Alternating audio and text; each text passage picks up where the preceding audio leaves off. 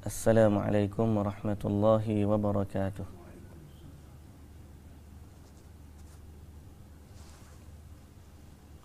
Tak masuk lagi.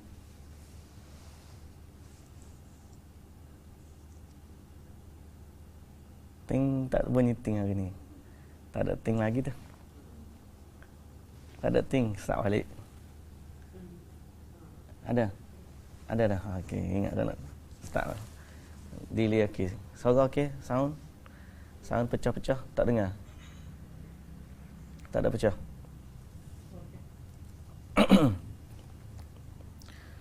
Assalamualaikum warahmatullahi wabarakatuh.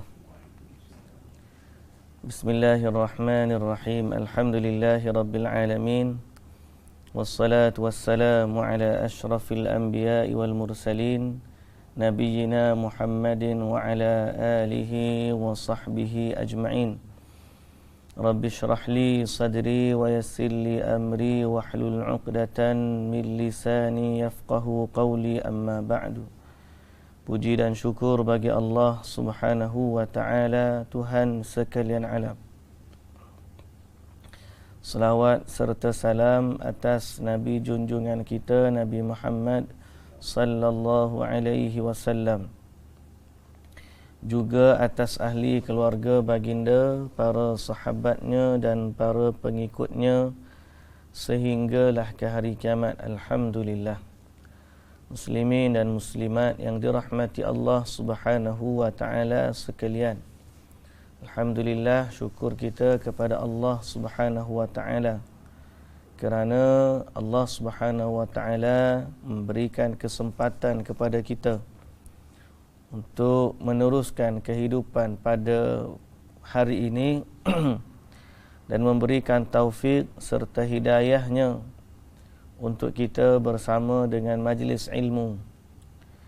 Dan hari ini majlis ilmu kita berkaitan dengan perkataan Nabi kita Muhammad sallallahu alaihi wasallam.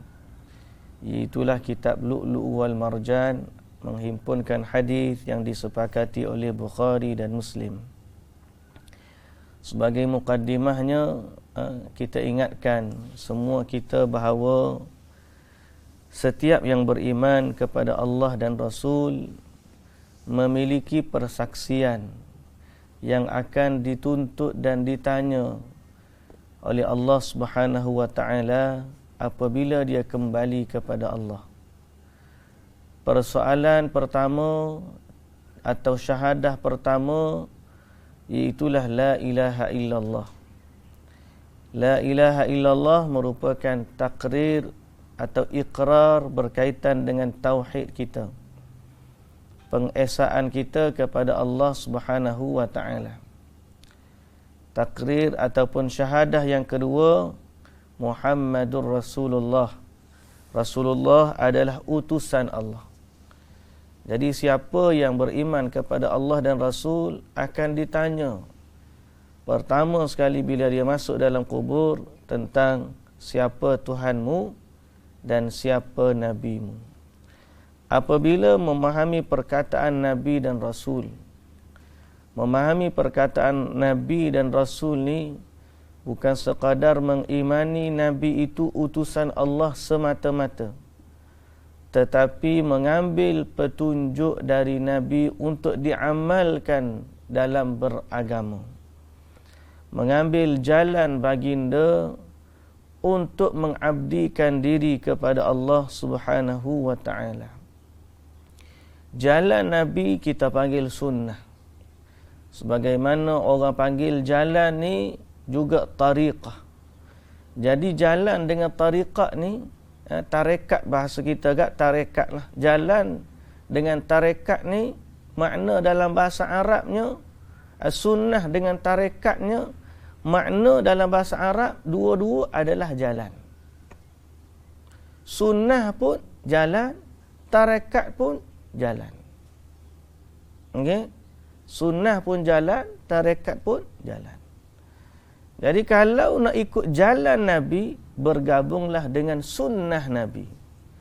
Kalau kata dia menggabungkan diri dengan tarekat untuk ambil jalan ibadat guru A, guru B, guru C. Kalau jalan guru tu bertepatan dengan sunnah, alhamdulillah. Nah, kita tak perlu lagi kita panggil jalan tu jalan syekh tu, jalan guru tu. Terus kita kata ini jalan Nabi, iaitu sunnah Nabi. Tapi kalau tiba-tiba jalan itu tidak sama dengan jalan Nabi sallallahu alaihi wasallam, jalan tu tidak sama dengan jalan Nabi, malah bertentangan dengan jalan Nabi, atau tidak pernah diajar atau tak sama dengan jalan Nabi, maka tinggalkanlah dia. Kerana apa? Kerana keimanan kita kepada Allah dan Rasul mewajibkan kita mengikut jalan Nabi sebagai tata cara beribadah kepada Allah Subhanahu wa taala.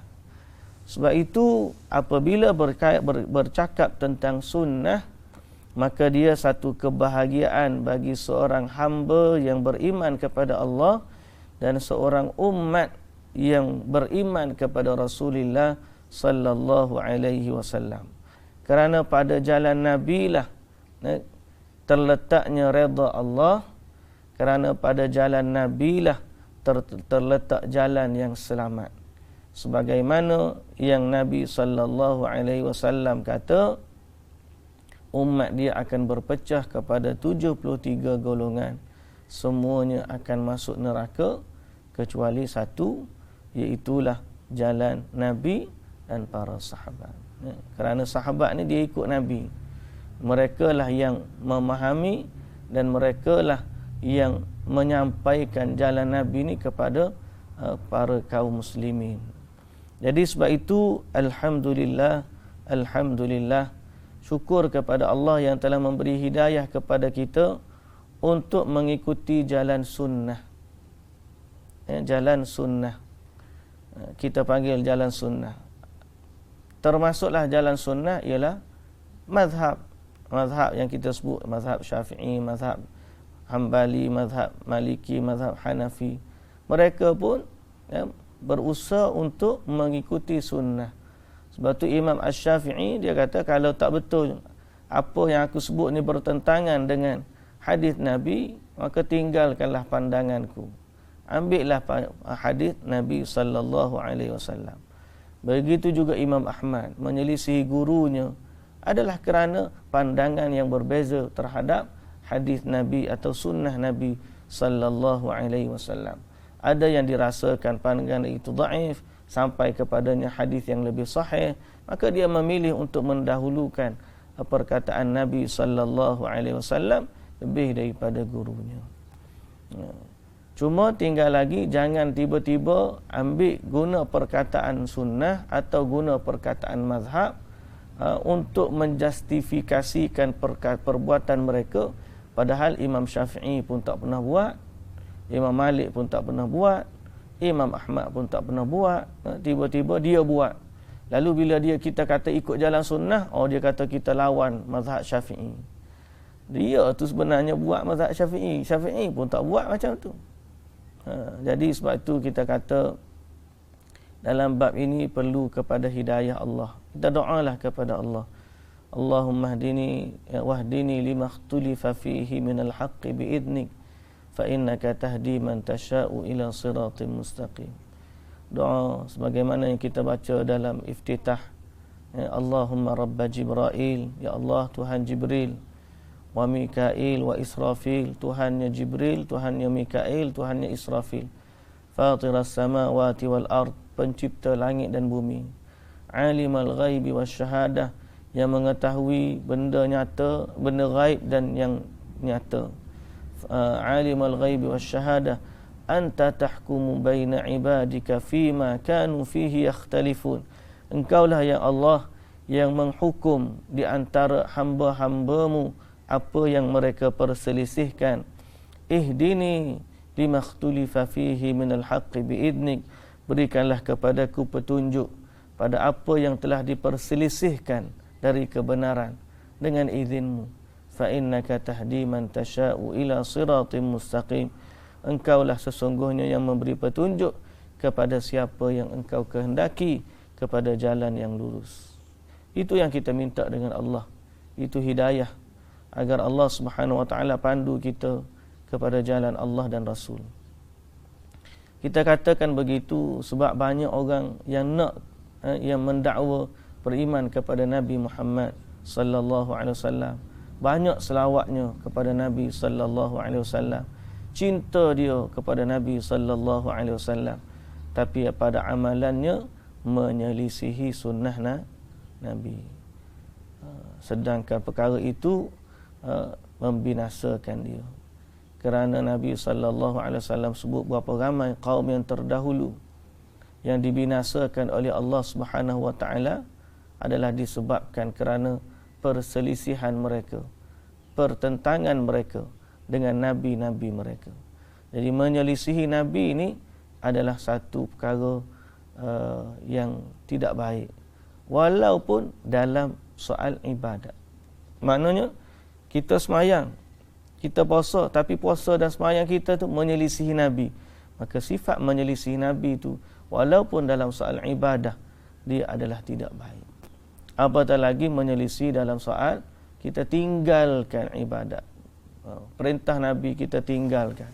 Kalau tak buat tu memang tak molek lah. Tapi menyelisihi Nabi itu juga tidak molek walaupun orang tu rajin ibadat dia. Dia rajin puasa, rajin solat, tapi menyelisihi Nabi. Bila menyelisih Nabi, dia jadi tak comel selalu. Dia jadi tidak baik. Jadi sebab itu kita mohon hidayah dari Allah Subhanahu wa taala. Ya. Baru ni waktu kuliah kita tu ada orang tanya, ada sungguh ke orang puasa tiap-tiap hari ni? Nah, puasa tiap-tiap hari dia puasakan dulu. Hadis yang kita bagi contoh. Ada ke dia tanya? Orang jenis puasa tiap-tiap hari. Sebab kita nak jumpa orang puasa satu hari, satu hari puasa, satu hari buka, payah dah. Kita kata, alhamdulillah lah kalau tak ada. Tak? Kalau tak ada, alhamdulillah. Pasal apa? Sebab tak ada orang yang menyelisihi Nabi. Kalau ada, yang tu kita bimbang tu. Kalau ada, dia kata ada ke orang? Kalau tak ada, alhamdulillah. Kalau ada, maknanya kita kena bagi tahu dia. Maknanya puasa tiap-tiap hari puasa. Tiap-tiap hari puasa. Kalau ada, melainkan orang hak kebuluran, hak tak makan. Dia tak makan, tak ada benda nak makan. Jadi dia pun niat puasa. Tiap-tiap hari dia hanya boleh makan mungkin satu hari itu sekali. Tu pun ada. Kadang-kadang 2-3 hari tak makan. Jadi oleh kerana dia memang tak makan, dia niat puasa. Bukan kerana dia nak menyelisih Nabi dak, tapi sebab memang dia kata aku memang tak makan. Tapi kalau dia ada makanan, dia boleh satu makanan dia. Satu hari sekali makan, satu hari sekali.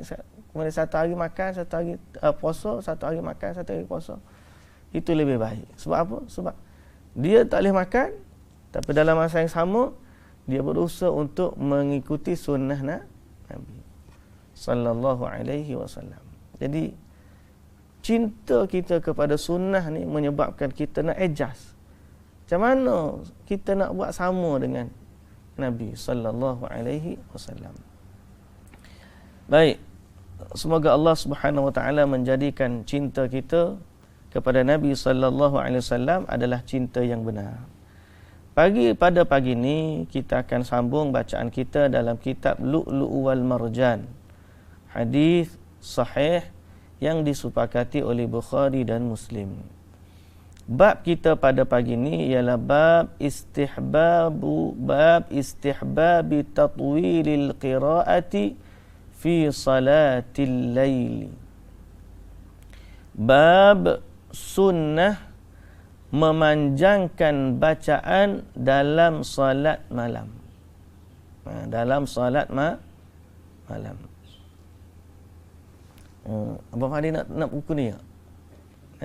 Cuma mata tak apa, kita apa. Kalau nak pun, saya sekadar perbandingannya, kalau maknanya, kalau tak ada depan saya, tiba-tiba kalau beza, Kak Azhar kata, Ustaz, buku ni lain, bolehlah kita review kan. Baik. Hadis Abdullah bin Mas'ud radhiyallahu anhu qala Sallaitu ma'an nabiyyi sallallahu alaihi wasallam lailatan falam yazal qa'iman hatta hamamtu bi amri su'in qila lahu wa ma hamamtu qala hamamtu an aq'uda wa adhara an-nabiyya sallallahu alaihi wasallam. Kata Abdullah bin Mas'ud radhiyallahu anhu, aku pernah salat bersama Nabi sallallahu alaihi wasallam pada satu malam.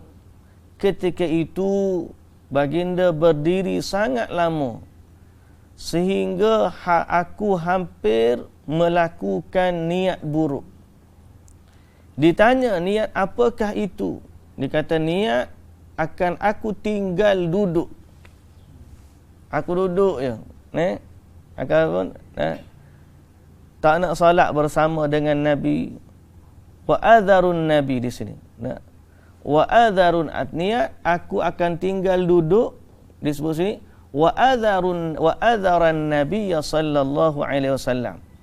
Dan ada sedikit terjemahan dalam PDF kita ni tertinggal wa adharan Nabi sallallahu alaihi wasallam dan meninggalkan Nabi. Dalam buku kita ni ada.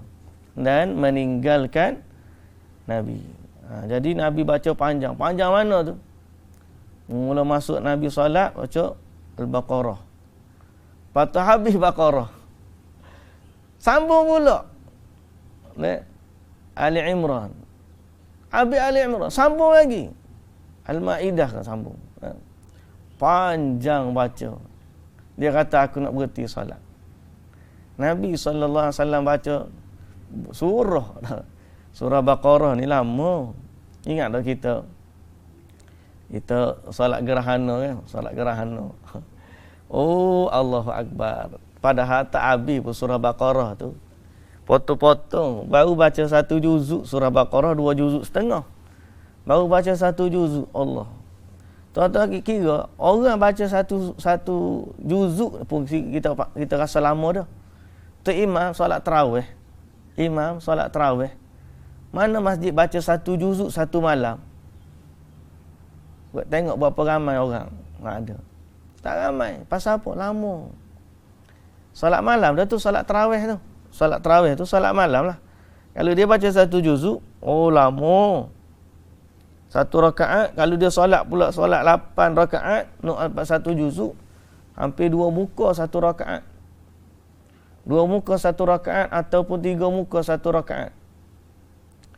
Qadar bacaannya subuh surah sejadah. Gitu. Setiap rakaat sama panjang dengan sujud sejadah. 8 rakaat baru menyamai satu juzuk. Untuk kita fahamlah. Kalau baca surah Baqarah sampai habis, maknanya 2 kali ganda tu. Ni bukan sampai Baqarah aja. Dia ingat nak habis Baqarah, Nabi nak rokok. Nabi sambung lagi Ali Imran. Habis Ali Imran. Ingat Nabi nak rokok dah. Nabi sambung lagi. Ya Allahu Akbar. Betapa panjangnya bacaan Nabi sallallahu alaihi wasallam dalam solat malam. Jadi itu sunnah.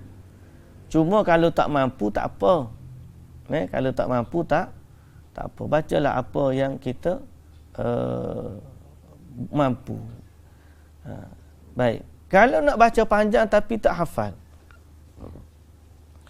Soalan dia, boleh tak bila dia solat malam dia nak tengok mushaf?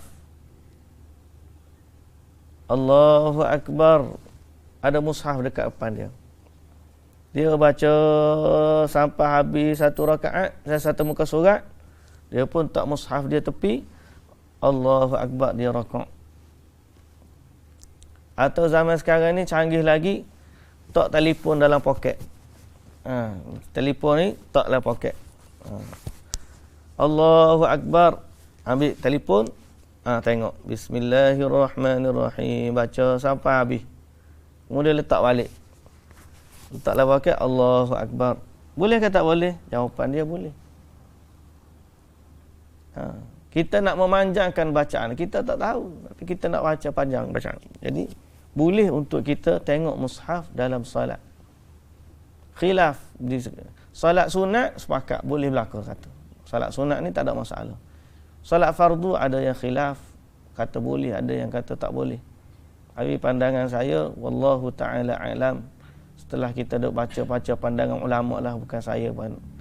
Saya tak boleh nak bagi fatwa, cuma saya memilih pandangan setelah kita tengok pandangan ulama yang ada, untuk kita ambil berhati-hati. Solat fardu tu tak payah. Faqra'u ma tayassara minal Quran. Bacalah apa yang mudah dalam solat fardu, kerana tidak pernah ada riwayat pun, sama ada daripada Nabi ataupun sahabat, asar sahabat yang menunjukkan tengok mushaf dalam solat fardu. Adapun solat sunat, solat qiyamul lail ada. Jadi sebab tu kita berpada dengan asar yang ada, itulah perbuatan Aisyah radhiyallahu anha yang suruh hamba dia mengimami solat malam dalam keadaan melihat mushaf. Jadi sebab tu asar tu ada. Jadi kita kata boleh untuk seorang tu dia solat malam, untuk baca bacaan yang panjang, dia solat sambil tengok mushaf. Okey? Kalau tak ingat, bacalah apa yang dia ingat. Faqra'u ma tayassara minal Quran. Baca apa yang mudah baginya daripada Al-Quran. Tapi saya kira kalau lama ni nak baca satu surah Baqarah tu, payah nak jumpa. Tapi ada kawan saya disebut di Yaman. Dia sebut di Yaman ni, dia salat tarawih dia ada macam-macam jenis. Di Pakistan saya tak pasti, mungkin ada, saya pernah ingat lupa. Tapi yang kawan saya sebut di Yaman ni, dia ada masjid yang kita tahu, masjid ni dia baca satu juzuk satu malam. Masjid ni dia baca 2 juzuk satu malam. Ada masjid sampai baca 10 juzuk. Baca tapi kadar bacaan dia berbeza-beza. Ni baca laju, ni baca perlahan, ni pasal kalau orang-orang yang memang dia hafiz Quran, dia nak murajaah apa semua, dia nak baca, dia nak dengar banyak, dia pergi semayang. Tapi lamalah semayang ni. Kalau pagi syok sampai pukul 1, pukul 2 baru habis. Lepas tu baru balik, rehat sekejap, sahur. Kalau 2 juzuk, ada 2 juzuk. Ada 1 juzuk, 1 juzuk. Setengah juzuk. Pak kita tak ada lagu tu. Pak kita kalau buat lagu tu, tak ada orang. Tak imam seorang yang tinggal. Tu pun tak imam, tak mampu nak buat. Tak larat kita. Jadi, sifat solat malam tu begitu. Sifat solat malam tu begitu. Baik, apa pula hadis yang seterusnya? Bab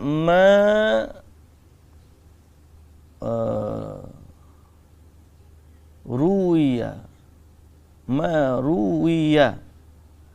fi man nama al-laila ajma' hatta asbaha. Bab apa yang diriwayatkan, bab maruwiyah, apa yang diriwayatkan pada orang yang tidur malam sampai pagi. Ajma' ni maknanya penuh, tidur malam penuh, semalaman sampai pagi. Hadis Abdullah bin Mas'ud radhiyallahu anhu qala dzukira 'inda an-nabiy sallallahu alaihi wasallam rajulun nama laylatan hatta asbaha qala dzaka rajulun bala asy-syaitanu fi udhunayhi aw qala fi udhunihi. Abdullah bin Mas'ud radhiyallahu anhu berkata ketika diceritakan di depan Nabi sallallahu alaihi wasallam tentang adanya orang yang tertidur semalaman suntuk. Tidur satu malam suntuk sehingga sampai pagi. Sampai pagi. Ya.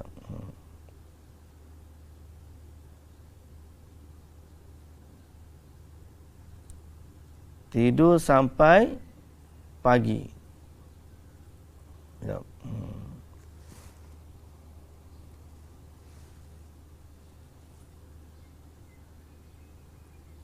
Hatta, mana hatta dia ni?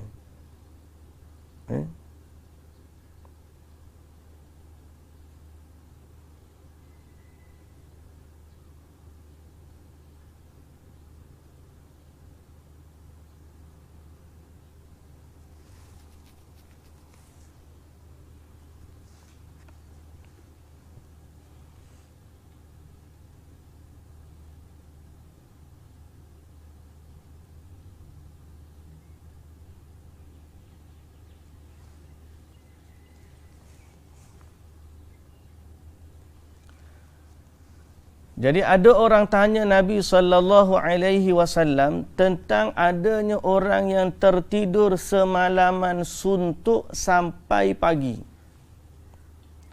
Maka Nabi sallallahu alaihi wasallam bersabda, telinga orang itu telah dikencingi syaitan. Telinga orang itu telah dikencingi syaitan. Zaman dulu orang kata syaitan mari selimut tak?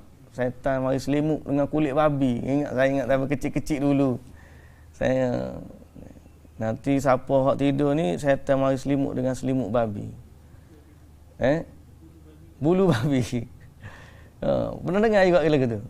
Zaman kecil-kecil dululah. Saya pun tak tahulah mari ikut mana, wallahu alam. Ada riwayat kata ada, saya pun hak tu saya pun tak cek lagi lah. Cuma riwayat hadis hari ni hak kita baca muttafaqun alaih, syaitan kencing dalam telinga. Kena rayatkan anak-anak kita hak ni. Bangun. Jangan tidur. Nanti syaitan kencing dalam telinga. Kena kata gitu. Pasal apa? Pasal benda gaib kita tak tahu. Lalu kita kata bangun. Nanti syaitan selimut dengan bulu babi, kulit babi. Kita pun wallahu alam, saya pun tak pastilah tu. Cuma hak ni kita kata hak sahih muttafaqun alaih. Orang tanya Nabi sallallahu alaihi wasallam, Rasulullah, apa hal orang yang tidur satu malam sampai pagi? Nabi sallallahu alaihi wasallam kata, orang tu syaitan kencing dalam telinga dia. Ada riwayat kata, satu riwayat kata udhunaihi, dua-dua belah telinga. Belah kanan pun syaitan kencing, belah kiri pun syaitan kencing. Ada kata fi udhunihi au qal, atau dia kata Nabi kecil fi udhuni, dalam telinganya. Baik, perbahasannya. Okey. Perbahasannya. Ataupun kita baca lagi satu hadis. Hadis yang ke-443. Hadis Ali bin Abi Talib radhiyallahu anhu.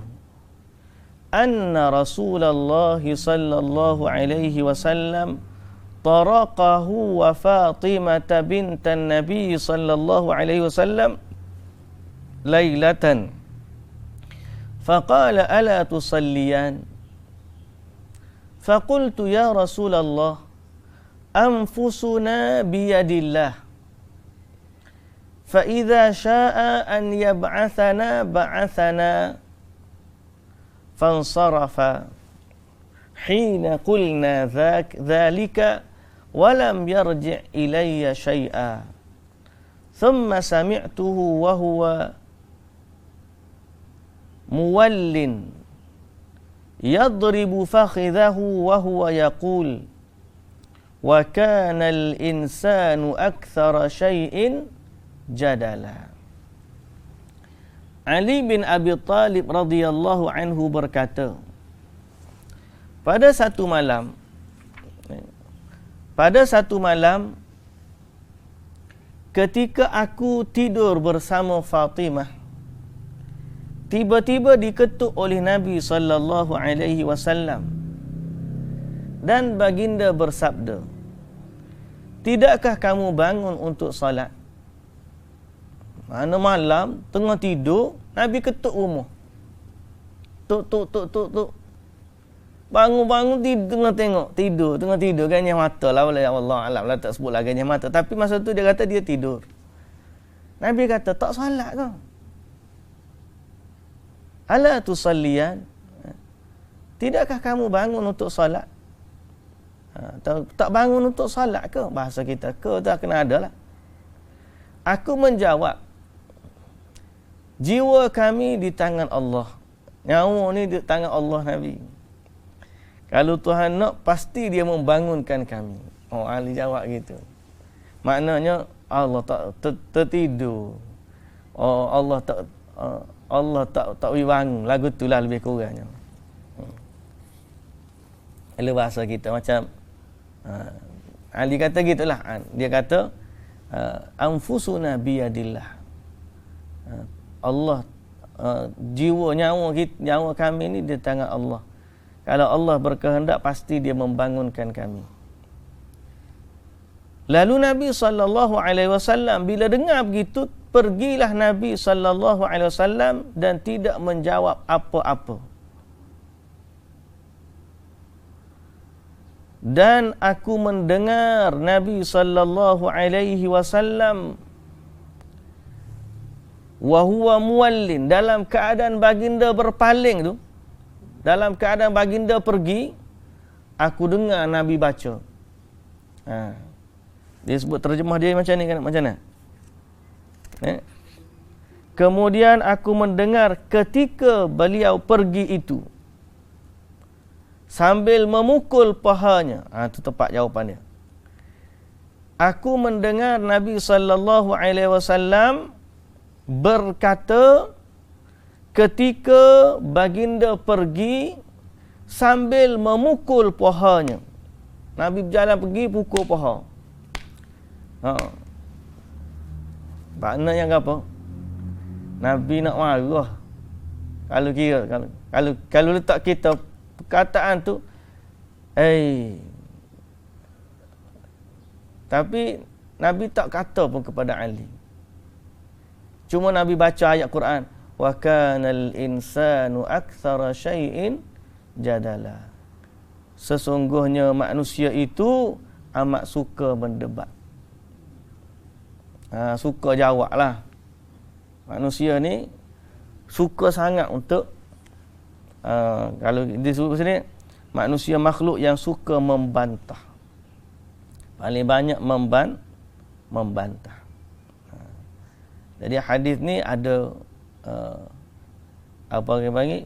beberapa poin yang penting untuk kita, selain daripada sifat Nabi sallallahu alaihi wasallam yang tidak suka untuk membantah. Walaupun Nabi masa tu, Nabi kalau kira betul alik Nabi lah, tapi Nabi tak jawab pun Ali.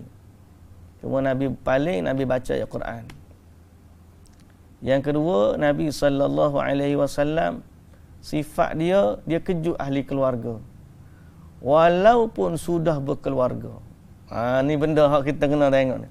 Walaupun sudah berkeluarga. Kadang-kadang kita kejut anak kita waktu kecil je. Besar tu kita kata tak apalah, dia besar dah, pandai-pandai dia lah. Nabi ni dah lah anak dia anak perempuan. Kalau anak lelaki tu kita kata juga tak apalah, anak kita kena bangun, dia ketua ni, kita kena kejut anak kita. Ni tiba-tiba anak kita perempuan, kita nak kejut mikir, suami dia ada tu. Tak segan pula kita nak kejut. Tak, Nabi SAW kejut anak menantu dia untuk bangun solat malam. Bukan solat subuh ni, solat malam. Hadis ni berkaitan dengan solat malam. Baik, bila hadis ni berkaitan dengan solat malam, Nabi kejut. Persoalan, kembali kita kepada hadis yang sebelumnya, hadis di atas. bila hadis berkaitan dengan syaitan kencing ni. Bila berkaitan dengan syaitan kencing. Apakah maksud hadis orang tanya dia tidur sampai pagi? Makna sampai pagi ni had dia dari mana? Apakah dia tidur sampai pagi makna sampai tertinggal solat tahajud? Ataupun had dia sampai terbit matahari, sampai tertinggal solat subuh? Hadis ni merujuk kepada salat tidur semalaman sampai pagi ni, sampai fajar ke sampai terbit matahari. Hak kata nak syaitan kecing dalam telinga dia. Sebab hadis yang kedua ni, hadis Ali tadi ialah berkaitan dengan solat tahajud. Okey, Nabi gerak untuk solat tahajud. Ikhtalafa ahlul ilmi fil maqsudi biqaulihi ma zala naiman hatta asbaha. Okey, Ibn Hajar dalam khilaf di kalangan ulama berkaitan dengan hadis tersebut. Okey. Dikatakan tidur tu sampai meninggalkan qiyamul lail. Maknanya kalau tidur tak bangun malam, syaitan kencing dah tu. Sebagaimana Imam An-Nasa'i, dia letak hadis ni dalam bab galakan qiyamul lail. Anak Imam An-Nasa'i, hadis ni dia letak dalam bab, dia letak tajuk dia bab galakan pada qiyamul lail. Maknanya dia faham syaitan kencing kalau tak bangun qiyamul lail. Ibn Hibban letak bab dia zikrul ikhbar amma yustahabbu lil mar'i min kathrati tahajjudi bil lail wa tarki ittikali 'ala an-naum. Ibn Hibban pun letak bab khabar pada yang dituntut pada seseorang dari banyaknya tahajud di malam hari dan meninggalkan tidur banyak. Maknanya Ibn Hibban juga faham hadis ni syaitan kencing kalau tak salat tahajud. Banyak mana dah kena kencing ni kita ni.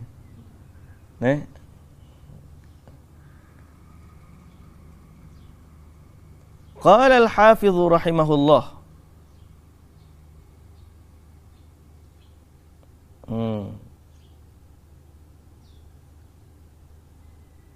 Dan Imam Al-Munziri pun berpandangan begitu. Jadi kalau lagu ni maknanya banyak dah kena kencing syaitan ni. Pandangan yang kedua, tidur sampai tertinggal solat subuh. Maknanya tinggal solat subuh. Pandangan yang kedua ni, berkata Ibn Hibban,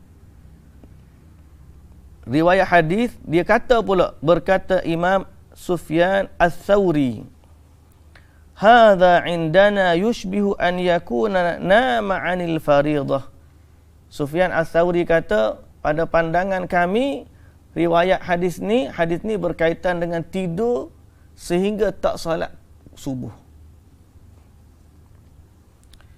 Ibn Hazm juga mengatakan yang dimaksudkan adalah salat fardu.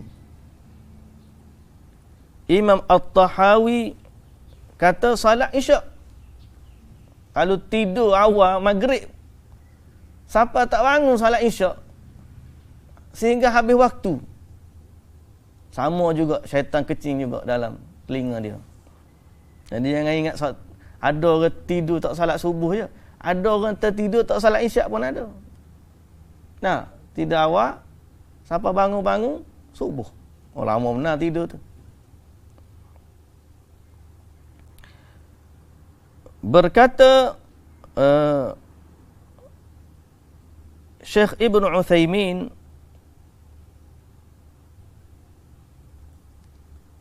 dia kata lam yusalli subha. Dan berkata juga, ada juga pandangan kata Imam Ibn Hajar dalam syarah Sahih Bukhari, wa yuradu bihi salatul laili awil maktubah wa yu'ayyiduhu riwayat Sufyan wa hadha indana na'ba 'anil fariḍah. Ibn Hajar dalam syarah Sahih Bukhari dia memilih pandangan yang kedua. Mana syaitan kecing kalau tak salat subuh. Tu ringan sikitlah. Maknanya kalau bangun sembahyang subuh tu tak kena kecing. Kalau pandangan pertama tak salat tahajud pun memang kena kecing dah. Tapi ada lagi pandangan ketiga. Ada lagi pandangan yang ketiga. Qila as-salataini jami'an.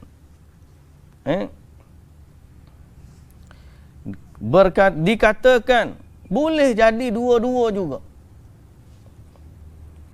Berkata al-Imam al-Qurtubi, ma'nahu anna alladhi yanamu al-lail kullahu wa la yastayqidhu 'inda adhanil mu'adhdhinain ولا تذكار المؤذنين فكأن الشيطان سد أذنيه ببوله. وقال قاري رحمه الله صلاة الليل أو صلاة الصبح. وقال السندي الظاهر عن صلاة العشاء ويحتمل عن التهجد وبه يشعر كلام أصحاب السنن.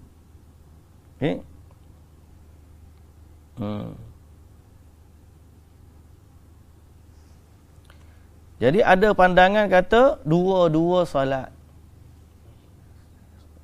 Kerana apa? Kerana berkata sebagaimana yang disebut oleh Al-Qurtubi tadi, lebih kurang bahasanya kita kata sebab azan ni dua kali. Azan subuh ni kan zaman salaf dulu dua kali. Satu untuk kejut bangun tahajud, satu lagi untuk salat subuh. Satu azan Abdullah ibnu Ummi Maktum, satu azan Bilal, ataupun satu azan Bilal, satu Abdullah ibnu Ummi Maktum. Jadi untuk dua-dua salat, dua-dua azan, syaitan pergi kecing supaya orang tak dengar bunyi azan. Itu maksud dia. Syaitan ni pergi kecing supaya kita tak dengar. Ada kadang-kadang kita memang tak dengar. Kita tak dengar azan lah. Tak dengar azan tu sebab apa tak dengar azan? Padahal mikrofon tu, speaker punyalah derah tepi rumah, tepi surau kot. Azan tak dengar. Betul tak? Macam mana tak dengar azan? Pengalaman lah. Kadang-kadang kita letak alam tak dengar juga. Hai, apa pasal siapa alam kita pun tak dengar ni? Kita bangun tu, tak dengar lah azan. Malam tadi baca doa ke tak tidur. Ataupun ni, rupa-rupanya saya terkecing juga. Boleh, maknanya maya subuh, azan subuh kita dengar. Alam tak dengar. Kadang-kadang azan tak dengar. Kalau tak dengar keletihan tu, tapi gak tidur dah lama tapi tak dengar azan. Maknanya kena beringatlah. Kita takut syaitan mai kecing dalam telinga. Jadi ada pandangan kata dua-dua. Pandangan paling ramai pandangan kata salat fardu lah. Salat fardu. Jadi kita berlindung kepada Allah daripada kena kecing oleh syaitan. Kena kecil oleh syaitan. Nak bangun solat. Solat tahajud baik ataupun solat subuh. Tak boleh alhamdulillah lah ni subuh lewat. Naik suku baru solat, baru azan. Jadi ada waktu bangun awal sikit. Boleh solat tahajud 2 rakaat, witir 1 rakaat paling tak apa dah, minimal. Kalau boleh lebih lagi alhamdulillah. Kita lari daripada kena kecing syaitan. Dia kadang-kadang bila kita dengar, kita pun balik sini. Tu settle mai kecing bolak kat tu memang tak dengar. Dua-dua belah telinga. Mula-mula dia kecing dah alik kanan ni. Kita pun dengar azan lagi sebelah, pusing belah sini pula. Oh, tarik selimut dia mai kecing sebelah lagi. Pakai dua-dua tak dengar. La ilaha illallah. A'udzubillahi minasyaitanir rajim. Baik muslimin dan muslimat yang dirahmati Allah Subhanahu wa taala sekalian.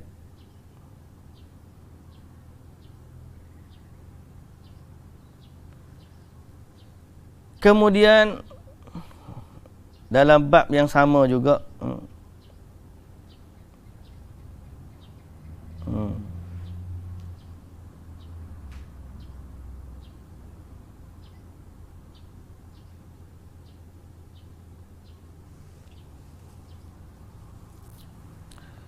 tiba-tiba orang yang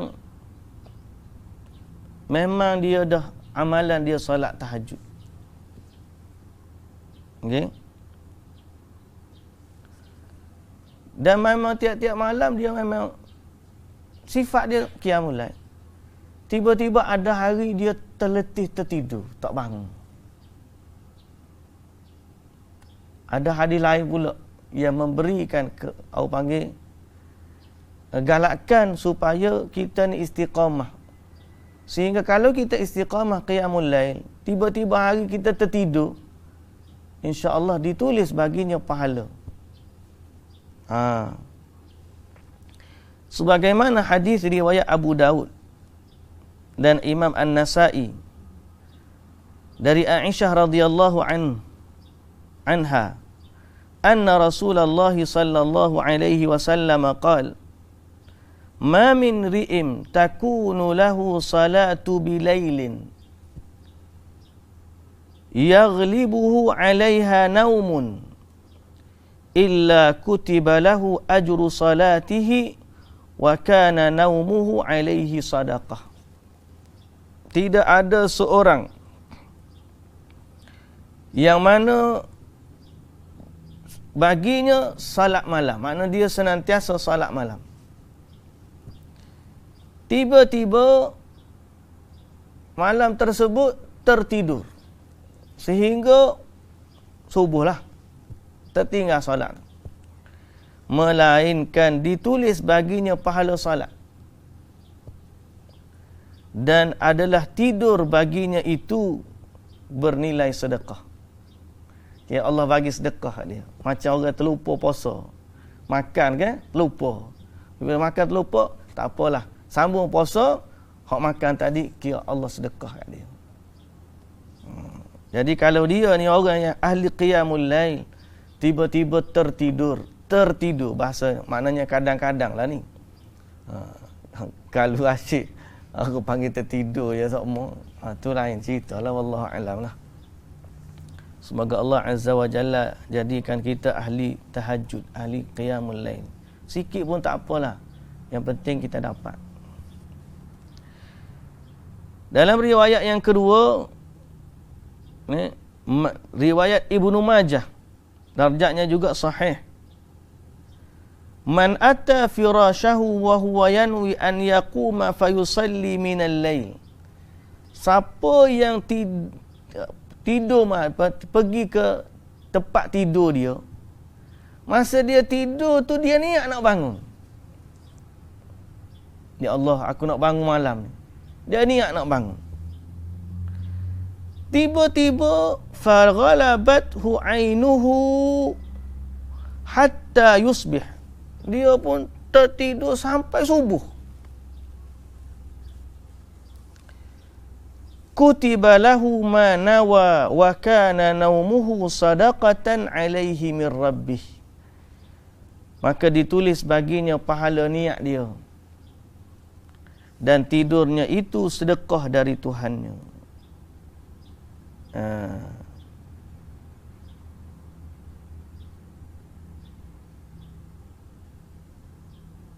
Jadi berkata Imam Ibnul Qayyim rahimahullah, man kana lahu wirdun yusallihi minal lail.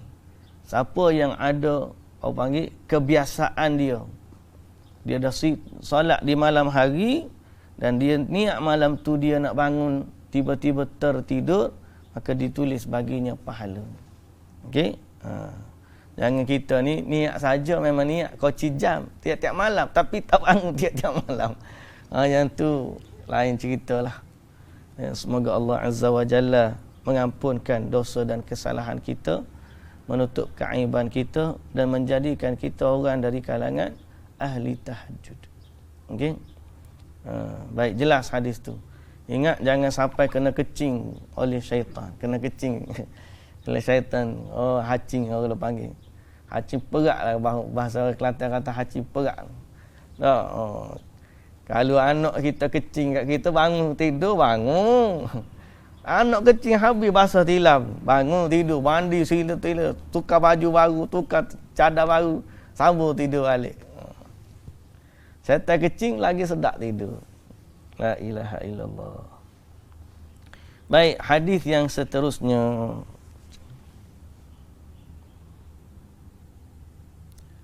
Okey. Hadis ke-444. Ingat Nabi SAW ni dia, hadis yang kedua tadi, sunat lah. Nabi ni dia kejutkan ahli keluarga. Lepas tu Nabi SAW menyatakan kebaikan bagi suami bangun malam, kejutkan juga isteri. Isteri bangun malam, kejutkan juga suami. Solatlah. Sama ada nak solat sama-sama berjamaah ke, tidak berjamaah ke, itu lain cerita. Tapi yang penting, kelebihan kita mengejutkan orang bangun tahajud. Jangan dia kejut, dia pun tak, dia kejut, dia tak semayang. Dia tu buat benda lain, bangun semayang. Awak pergilah semayang ni, saya nak tidur ni, ada kerja. Tapi kalau dia ada kerja, kau solatlah dulu, kemudian baru sambung kerja. Baik, hadis yang seterusnya 444. Hadis Abi Hurairah radhiyallahu anhu, anna Rasulullah sallallahu alaihi wasallam qala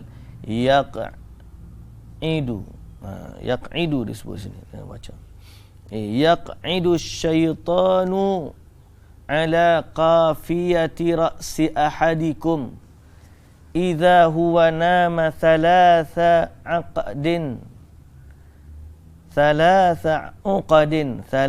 uqadin yadribu ala kulli uqdatin alayka laylun tawilun farqud fa idza istayqadha fadhakara Allah in hallat uqdatun fa in tawadda'a in hallat uqdatun fa idza shalla in hallat uqdatun fa asbaha nashitan tayyiban nafsi wa illa asbaha khabithan nafsi kaslana. Muttafaqun alaih.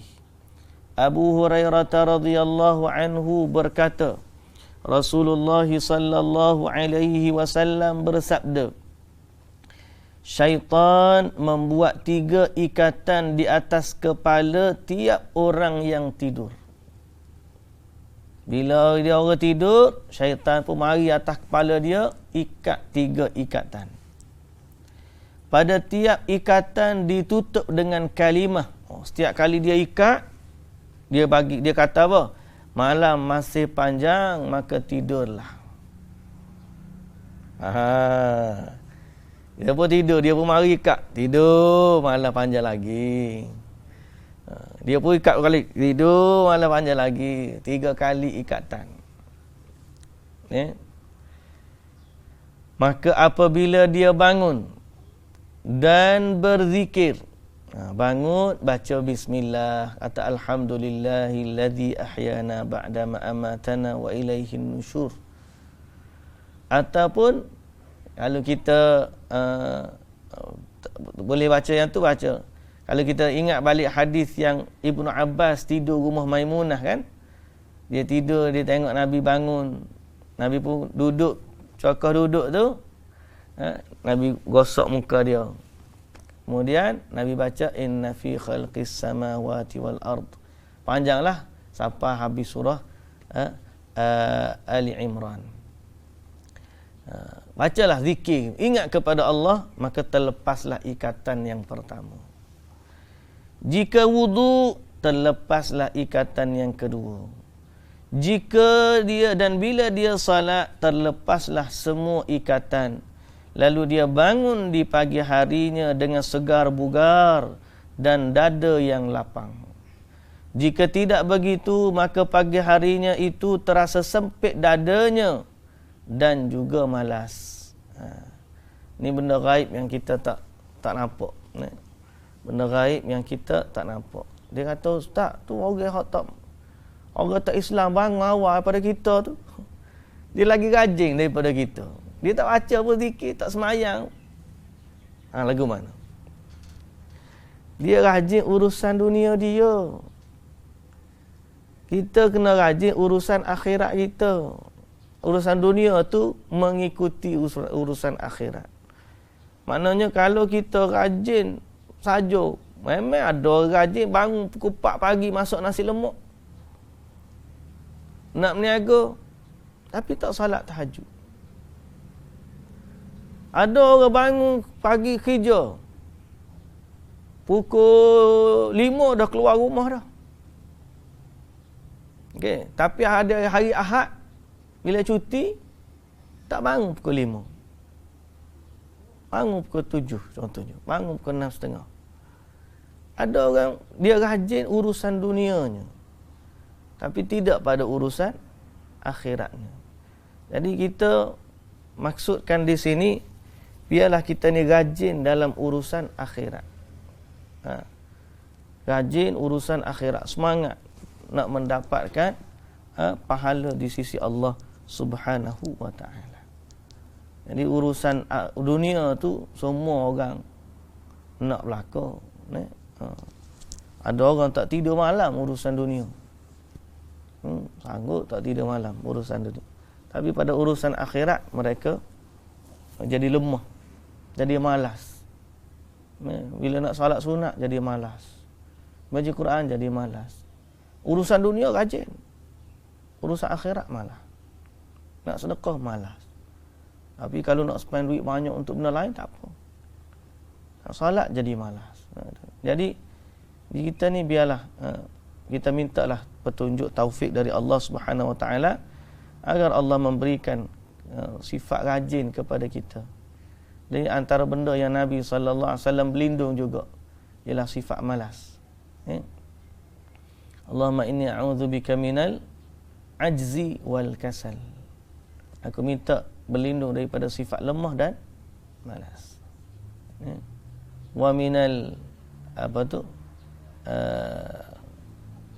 Allahumma inni a'udzubika minal ajzi wal kasal, minal jubni wal bukhl. Sifat pengecut dan juga bakhil. Wa min ghalabatid daini wa qahrir rijal. Minta beban hutang berlindung, minta dia jadi orang panggil qahrir rijal, diletakkan di bawah kekuasaan orang. Pun kita berlindung. Banyaklah benda Nabi sallallahu alaihi wasallam berlindung. Antaranya adalah sifat malas. Dan nak lari daripada sifat malas, maka solat subuh. Solat subuh ni kena kejut. Itu adalah tips dia. Nak suruh anak rajin, kejut bangun solat subuh. Sebab Nabi kata, siapa solat subuh bangun dia rajin. Siapa solat kalau bangun tak semayang, malaslah. Okey. Ni cabaran kita duduk PKP, work from home. Kalau dulu orang kerja pancekat, bangun awal belaka. Sekarang tak kerja pancekat. Work from home, bangun pukul berapa? Tepuk dada, tanya iman. Jadi kalau orang tu tiap hari sebelum ni, lama ni dia bangun pun bukan kerja pancekat. Dia bangun tu memang kerana Allah. Bangun awal nak solat subuh, insya-Allah. Begitulah sifat dia. Tapi kalau selama ni dia bangun kerja pancekat, dah tak ada pancekat ni, work from home ni, dia bangun lewat lah. Pasal tak kena siap ke apa dulu. Jadi sebab tu kita pagi hari ni bangunlah dengan zikrullah, kita ingat kepada Allah. Semoga Allah Subhanahu wa taala memberkati kita semua. Baik muslimin dan muslimat yang dirahmati Allah, setakat tu kita pada pagi ini satu bab ya hari ini tapi 3 hadis. Semoga Allah Subhanahu wa taala memberkati kita semua. Subhanakallahumma wa bihamdika asyhadu an la ilaha illa anta astaghfiruka wa atubu ilaik. Assalamualaikum warahmatullahi wabarakatuh.